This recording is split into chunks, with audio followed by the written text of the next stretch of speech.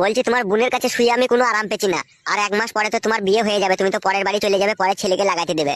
তা আমাকে একবার দাও এই সময়, আমি এই সময় একটু আশা পূরণ করলি, তোমাকে একটু কাজ করি আমি। কি যে বলো জামাই বাবু তুমি, ছি তোমার লজ্জা করে না এসব কথা বললে? পরের ছেলেকে দেবা, তাহলে নিজের জামাই বাবুকে একবার করতে দেবে না? তুমিও বেশ মেয়ে বটে। কেন আমার দিদি তোমাকে লাগাইতে দিচ্ছে না, আবার বকছো তুমি?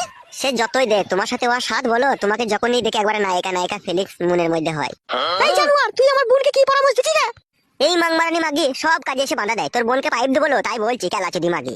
হ্যালো, খবরদার করে দিস না লো, ওকে আলা চুদা একদম গুড়া সই ভরে দিবে, তুই পালিয়ে আয় আমার সাথে।